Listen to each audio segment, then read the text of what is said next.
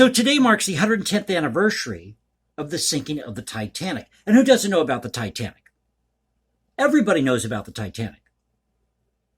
And I have an article I want to share with you from the Irish Times, because this one event, the sinking of the Titanic, has been so overly researched, overly romanticized. There's a certain folklore to it that sometimes it's hard to separate fact from fiction.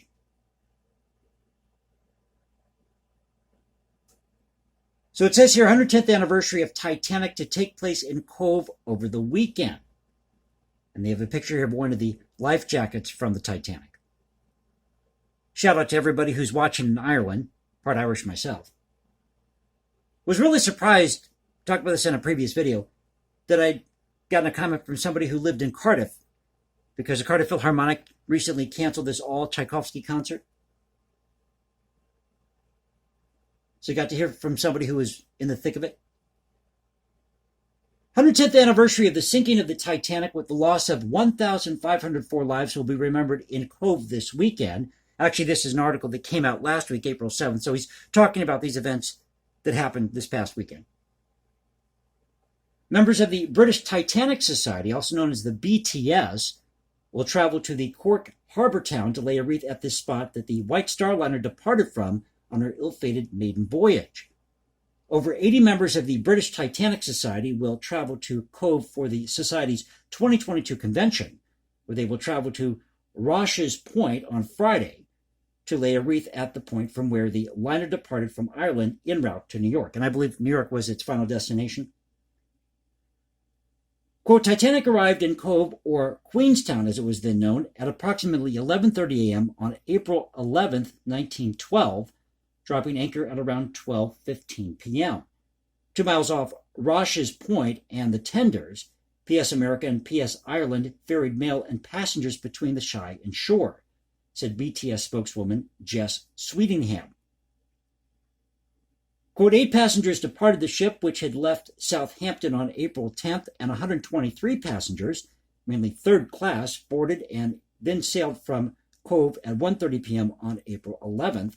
Only 48 of those passengers that boarded in Cove would survive Titanic's collision with the iceberg 3 days later. Ms. Sweetingham said the members of the British Titanic Society will gather on deck aboard a local boat as descendants of Dennis O'Brien, 22, from Drimoleague, that's Drmoleague, in West Cork, who boarded the Titanic in Cove and perished in the tragedy, will lay a wreath on the sea 2 miles off Rosh's Point. Quote, that promises to be perhaps the most poignant part of our itinerary in Cove, and we commemorate all those that sadly lost their lives on board the Titanic, as well as the survivors that endured that fateful night. I can't imagine being in that situation, because I saw some of these clips, one in particular, with Ava Hart. Or is it Eva Hart? I believe Eva Hart. She was being interviewed, talking about her experience. She was 7 or 8 years old at the time. She said it was a starlit night, no moonlight. So it was dark. You're practically in the middle of nowhere. Your ship is sinking. And the suction, she was talking about the suction from the ship.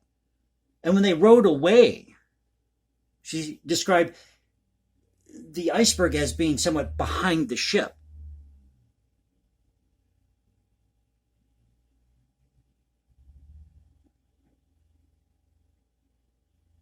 The British Titanic Society will also lay a wreath at the Lusitania and Titanic memorials in Cove.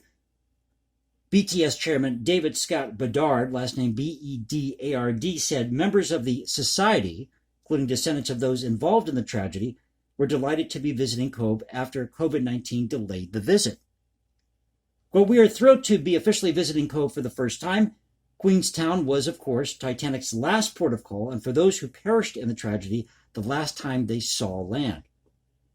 For many of them, this was the end of their dreams of a new beginning for themselves and their families. And during our stay, we will be marking events surrounding not just the Titanic disaster, but that of the RMS Lusitania, which happened 3 years later in 1915, We're extremely grateful for the huge amount of assistance we have enjoyed from the local community and businesses in the build-up to this event. The group will visit Cove Heritage Center, the Titanic Experience, the Titanic Walking Trail, St. Coleman's Cathedral, and the Lusitania Museum at the old head of Kinsale Signal Tower, as well as having the opportunity to attend a variety of interesting lectures at the Commodore Hotel. Among the subjects which will be discussed in the series of lectures are the wreck of the RMS Celtic. How many of you know about the RMS Celtic? I think I'll do a video about that in the future. A White Star liner which ran aground on rocks near Rosh's Point in 1928. Titanic and Queen Mary II. My jaw's getting tired here. Titanic and Queen Mary II, Midnight Heroes, Titanic's musicians, and Titanic's German connections. Local dignitaries, including the mayor of Cocourt and the wider Cove community, will attend the official opening of the British Titanic Society Convention on Thursday, April 7th at 2:30 p.m. with demonstrations from Cove's animation team outside the Commodore Hotel. So once again, an article at the Irish Times by Barry Roche, last name R-O-C-H-E, thought I'd share this with you tonight, being that it is the 110th anniversary of the sinking of the Titanic. But let me know in the comment section below, what attracts you to this particular event? Is it the romance of it all? Because when disasters happen, there is a certain romance that comes with it. And people tell stories of heroism. People like to embellish things. So over time, you get further and further away, it seems, from what actually happened when the event happened. So if you enjoyed the video, please click that like button, subscribe, hit me up on Instagram at hashtag Jason Composes, leave comments below. Now you can reach me at Twitter, Cultural Confederacy at Twitter. This is the Cultural Confederacy saying peace out, stay safe, everybody. God bless this great country, and I'll catch you next time.